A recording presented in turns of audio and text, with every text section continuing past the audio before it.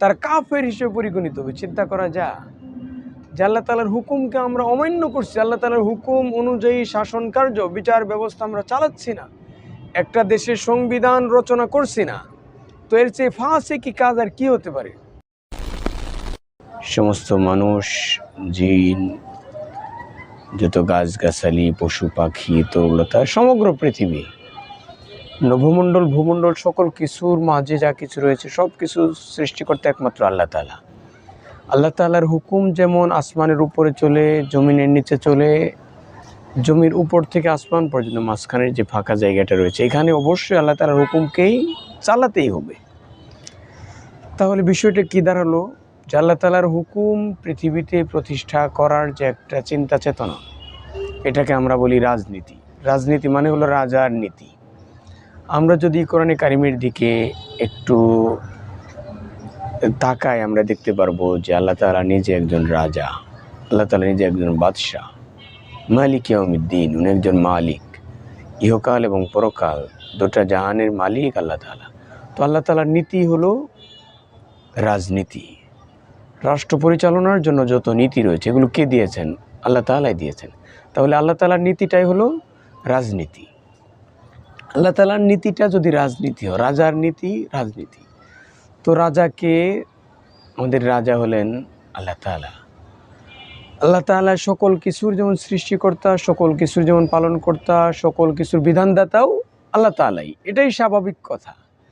তাহলে আল্লাহ তাআলার নীতি যদি রাজনীতি, রাষ্ট্র পরিচালনার নীতি হয়, তাহলে আমার কি করা উচিত? আমি কিভাবে রাজনীতি করব? রাজনৈতিক ক্ষেত্রে আমার কি ভূমিকা? সত্যিকার অর্থে আমরা যদি ইসলামিক স্টেট, ইসলামী রাষ্ট্র কায়েম করতে চাই, ইসলামী রাষ্ট্র প্রতিষ্ঠার জন্য আমাদেরকে আল্লাহ তাআলা যে গাইডলাইন দিয়েছেন ওভাবেই আমাদেরকে রাজনীতি করতে হবে। আল্লাহ তাআলা আমাদেরকে বলেছেন কোরআনে কারিমের বিধান অনুযায়ী দেশকে পরিচালনা করার জন্য। আর যদি না করি, আল্লাহ তাআলা আমাদেরকে বলেছেন যদি আমরা আল্লাহ তাআলার হুকুম অনুযায়ী অমাল্লাম ইয়াহকুম বিমা আনজালাল্লাহু ফাউলাইকা হুমুল ফাসিকুন ফাউলাইকা হুমুজ জালিমুন ফাউলাইকা হুমুল কাফিরুন। কোরআনে কারিমের মাঝে আল্লাহ তাআলা বলে দিয়েছেন যারা আল্লাহ তাআলার বিচার ফয়সালা অনুযায়ী পৃথিবীতে ফয়সালা না করবে তারা ফাসিক হবে, তারা জালেম হবে, জালিম হয়ে যাবে, তার কাফের হিসেবে পরিগণিত হবে। চিন্তা করা যায় যে আল্লাহ তাআলার হুকুমকে আমরা অমান্য করছি, আল্লাহ তাআলার হুকুম অনুযায়ী শাসন কার্য বিচার ব্যবস্থা আমরা চালাচ্ছি না, একটা দেশের সংবিধান রচনা করছি না, তো এর চেয়ে ফাসিকি কাজ আর কি হতে পারে? এর চেয়ে জালেম, এর চেয়ে জালিমি কাজ আর কি হতে পারে? এর চেয়ে কাফেরি কাজ, কুফরি আর কি হতে পারে? এই জন্য আমাদেরকে রাজনীতি কিভাবে করতে হবে? যে আল্লাহ তাআলা কোরআনে কারিমে যেভাবে বলেছেন ওভাবেই করতে হবে। আল্লাহ তাআলা সুন্দর করে বলে দিয়েছেন যে রাজনৈতিক ক্ষেত্রে প্রথম তোমার কি কৌশলটা হবে আর তোমাকে কি বলতে হবে, আল্লাহ তাআলা সুন্দর করেই বলেছেন। আমি যদি কোরআনে কারিমের আয়াত থেকে বলি, আল্লাহ তাআলা বলেছেন ওয়ামান আহসানু কওলাম মিম্মান দাআ ইলাল্লাহ ওয়া আমিলা সলিহা ওয়া ক্বালা ইন্নানি মিনাল মুসলিমিন।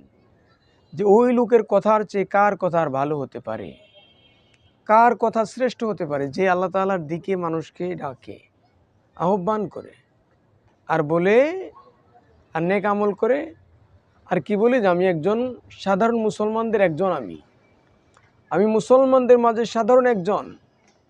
তো আল্লাহ তাআলার পথে ডাকাটা হলো রাজনীতির প্রথম একটা কাজ, যা আপনাকে কি করতে হবে? তাহলে ডেইলি, প্রত্যেকটা দিন, প্রত্যেকটা মুহূর্তে আপনাকে এই চিন্তাটা মাথায় রাখতে হবে যে আমি একজন রাজনীতিবিদ, আমি রাজনীতি করি। কার রাজনীতি? আল্লাহ তাআলার রাজনীতি। চিন্তা করতে পারেন আপনি? তাহলে প্রথম আপনার কাজটা কি হলো? প্রথম ডিউটিটাই হলো যে আল্লাহ তাআলার দিকে মানুষকে ডাকা। সুবহানাল্লাহ। কিভাবে আপনি আল্লাহ তাআলার দিকে মানুষকে ডাকবেন? মাইক দিয়ে আজানের মাধ্যমে, মাইক দিয়ে ওয়াজ মাহফিল করার মাধ্যমেই শুধু, তরবারি দিয়ে যুদ্ধ করার মাধ্যমেই শুধু, দান খয়রাতের মাধ্যমেই শুধু মানুষকে ডাকবেন? না, মানুষকে অনেক ওয়েতেই ডাকা যায়। প্রত্যেকটা কাজেই আপনি মানুষকে আল্লাহ তাআলার দিকে ডাকতে পারেন। আপনি যার সাথে কথা বলছেন তাকে সত্য কথার উপদেশটা আপনি দিয়ে দিলেন, এটা রাজনীতির প্রথম একটা কাজ আপনি করলেন।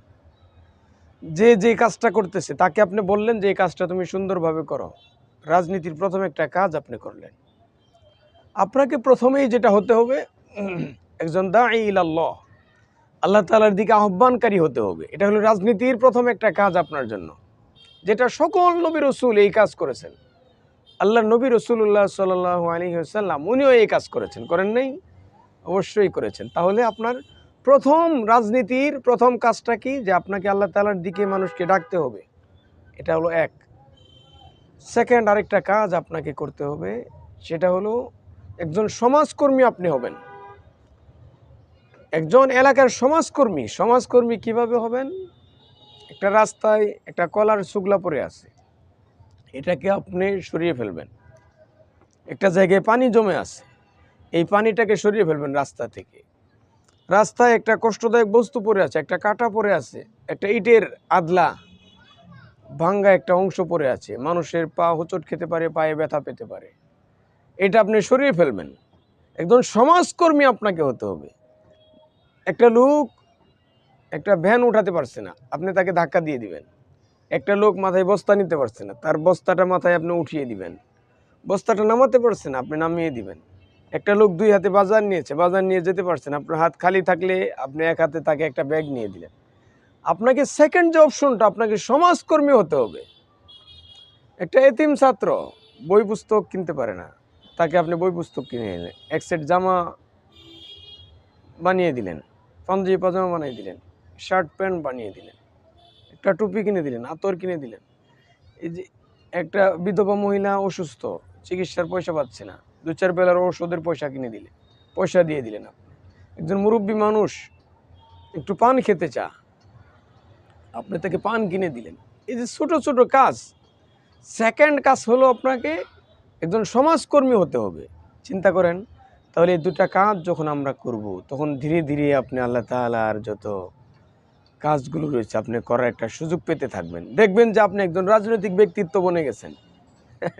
কত চমৎকার একটা সহজ ওয়ে। যত এই কাজগুলো করবেন, মানুষ আপনার শুধু বাহবা দিতে থাকবে, আপনার পাশে আসতে চাবে, আপনার ব্যাপারে মানুষ আলোচনা করবে। এটাই হলো রাজনীতির মূল। আপনাকে করতে হবে, আপনি প্রথম অপশন হলো আপনি আল্লাহ তাআলার দিকে মানুষকে ডাকবেন। সেকেন্ড অপশন হলো একজন সমাজকর্মী হবেন, যেটা রাসূলুল্লাহ সাল্লাল্লাহু আলাইহি ওয়াসাল্লাম সর্বপ্রথম যে কাজ দিয়ে শুরু করেছেন। এই দুটা কাজ দিয়ে আমার নবীজি শুরু করেছেন।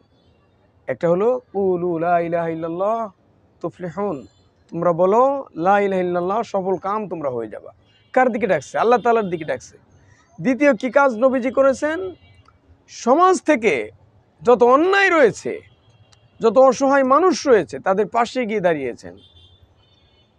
অন্যায়কে কিভাবে প্রতিহত করা যায়, অসহায় মানুষকে কিভাবে সেবা দেওয়া যায়, একটা রাস্তা কিভাবে পরিষ্কার করা যায়, একটা মানুষের যাওয়া আসা পথটা কিভাবে নিরাপদ করা যায়, নবীজি এই কাজগুলোই করেছেন। এই কাজ যখন আমরা করতে থাকবো ইনশাআল্লাহ, সামনের সময় আমরা আরও ধারাবাহিকভাবে বলবো ইনশাআল্লাহ। এই দুটা কাজ দিয়ে আজকে থেকেই আমি আল্লাহ তাআলার রাজনীতি শুরু করতে আজকে থেকেই পারি, এখন থেকেই আমি এটা পারি। এটার জন্য আমাকে কোনো রাজনৈতিক দলে নিবন্ধিত হয়ে করতে হবে তা নয়।